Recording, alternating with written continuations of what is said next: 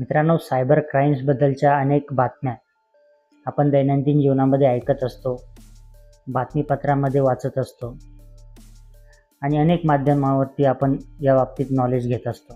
हे जे cyber criminals आहेत, हे प्रत्येक क्राईममध्ये वेगवेगळ्या आयडियाज वापरून लोकांना फसवण्याचं काम करत असतात.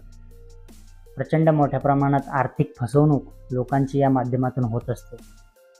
त्या बाबतीत जनजागृतीसुद्धा सुरू आहे आणि सायबर फ्रॉडच्या बाबतीत कायद्यामध्ये अनेक बदल झालेले आहेत आणि सायबर क्रिमिनल्सना पकडण्यासाठी अद्ययावत यंत्रणासुद्धा शासनाकडे आहे. सायबर क्राईमच्या बाबतीमध्ये माहिती देण्यासाठी आपण 1930 या नंबरवरती कॉल करून आपल्या संदर्भात जर सायबर फ्रॉड घडला असेल किंवा अशा प्रकारचे कॉल्स आले असतील तर आपण ते कळवू शकतो. सांगण्याचा उद्देश हाच की डिजिटल अरेस्ट नावाचा एक प्रकार त्या सायबर क्रिमिनल्सनी शोधून काढलेला आहे. ही यांच्या गुन्हा करण्याच्या पद्धतीमधली एक नवीन पद्धत असं आपण त्याला समजू. सायबर क्रिमिनल्स जे आहेत हे वेगवेगळ्या गुन्ह्यामध्ये वेगवेगळे आयडियाज वापरत असतात. वेगवेगळे आयडिया वापरून लोकांची फसवणूक करण्याचं काम हे लोक करत असतात. अशाच प्रकारची एक आयडिया, याचंच नाव डिजिटल अरेस्ट आहे. डिजिटल अरेस्ट नावाचा कुठलाही प्रकार भारतीय न्यायव्यवस्थेमध्ये अस्तित्वातच नाही. सायबर क्रिमिनल्सने तयार केलेली एक फसवणूक करण्याची एक नवीन आयडिया आहे, ज्यामध्ये लोकांना फसवण्यासाठी, सायबर क्राईम करण्यासाठी डिजिटल अरेस्ट या संकल्पनेचा आधार घेतला जातो. ज्यांच्या टार्गेटवर असे लोक असतात ज्यांना तंत्रज्ञानाचं नॉलेज नाही आहे, ज्यांना तंत्रज्ञानाबद्दल माहिती नाही आहे, अशा लोकांना हे सॉफ्ट टार्गेट करतात. मोस्टली यांच्या टार्गेटवरती रिटायर्ड झालेले ऑफिसर्स, रिटायर्ड पेन्शनर्स, रिटायर्ड झालेले जे व्यक्ती आहेत हे मोस्टली यांच्या टार्गेटवर असतात. त्यांच्याकडे तंत्रज्ञान तर आहे, पण ते चालवण्यासाठी, ते हँडल करण्यासाठी लागणारं पुरेपूर नॉलेज त्यांच्याकडे नाही आहे. अशा लोकांना हे टार्गेट करतात. या क्राईमचा मोडस ऑपरेंडी असा असतो की सर्वप्रथम हे त्यांचे टार्गेट आयडेंटिफाय करतात. ज्याला टार्गेट करायचं आहे त्या व्यक्तीच्या बाबतीत पुरेपूर माहिती या लोकांकडे असते आणि याच माहितीचा फायदा घेऊन अशा व्यक्तीचा नंबर मिळवतात.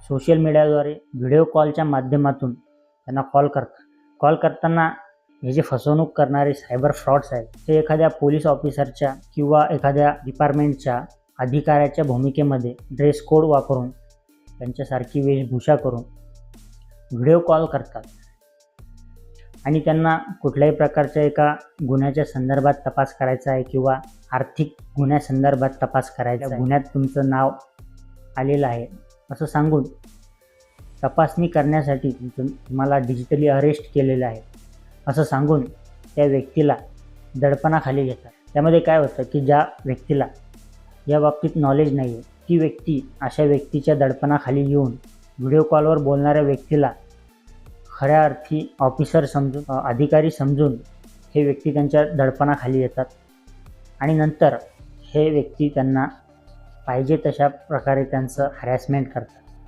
त्यांना ते कोणत्याही गुन्ह्याचा दाखला देऊन कुठलेही फेक डॉक्युमेंट्स दाखवतात.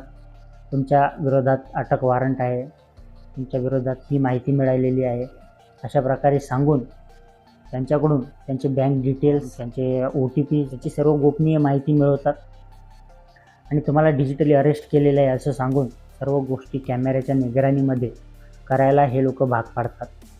त्या टार्गेटेड व्यक्तीचे सर्व डिटेल्स, सर्व फायनान्शियल डिटेल्स त्यांच्याकडून घेतात आणि त्याचा वापर करून त्यांचे पूर्ण अकाउंट खाली करून टाकतात. अशा प्रकारे या गुन्ह्याची मोडस ऑपरेंडी आहे. काही लोकांना 2-2, 3-3 दिवसाच्या डिजिटल अरेस्टवरती ठेवलेलं असतं. काही जणांना 1-1 महिना डिजिटल अरेस्टमध्ये ठेवल्याच्या केसेस आपण ऐकतो. हे एक आभासी वास्तव तयार केलेलं असतं आणि सायकोलॉजीचा वापर करून त्याला अशा प्रकारे भीती दाखवण्यात येते की ज्यामुळे त्या व्यक्तीची फसवणूक होते आणि प्रचंड मोठ्या प्रमाणावर या गुन्ह्याचे स्वरूप आपल्याला बघायला मिळत आहे. या केसेसचा आकडा दिवसेंदिवस वाढतच चाललेला आहे.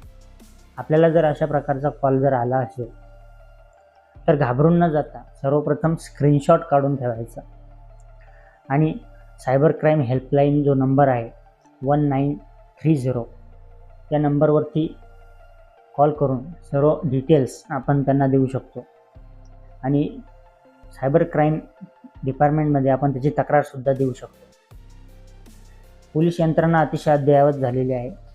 कुठल्याही प्रकारचा सायबर क्रिमिनल पोलीस यंत्रणेपासून वाचू शकत नाही, एवढी अद्ययावत पोलीस व्यवस्था आहे. आपणही जागृत राहून आपले डिजिटल व्यवहार सिक्युअर करू शकतो आणि अशा प्रकारच्या फसवणुकीला बळी न पडता सज्ञान नागरिक म्हणून आपण बचावात्मक पवित्रा त्या ठिकाणी घेऊ शकतो. अशा कुठल्याही प्रकारच्या सायबर फ्रॉडला आपण बळी पडू नये किंवा आपल्या परिवारातील कोणी बळी पडू नये असं जर आपल्याला वाटत असेल तर हा व्हिडिओ प्रत्येकापर्यंत शेअर करा. ही माहिती प्रत्येकापर्यंत पोहोचवा, जेणेकरून जास्तीत जास्त लोकांना या बाबतीमध्ये अवेअरनेस त्यांच्यापर्यंत पोहोचेल आणि सायबर क्राईमपासून त्यांचं संरक्षण होईल. मित्रांनो, डिजिटल तंत्रज्ञानामुळे आपलं आयुष्य बऱ्याच अंशी सोपं झालेलं आहे. आर्थिक व्यवहार, बँकिंगचे व्यवहार अतिशय जलद गतीने आपण करू शकतो. अतिशय सोप्या पद्धतीने आपले व्यवहार आता झालेले आहे. अशा प्रकारच्या सायबर क्रिमिनल्सचे धोकेही त्याच्या मागे आहेत. परंतु जागरूक होऊन आणि तंत्रज्ञानाबद्दल पूर्ण नॉलेज घेऊन आपण अशा फसवणुकीपासून दूर राहू शकतो. आणि जागरूक राहणे आणि नॉलेज घेणे हाच याच्यावरचा उपाय आहे. त्यामुळे सतर्क राहा, सावधान राहा. धन्यवाद.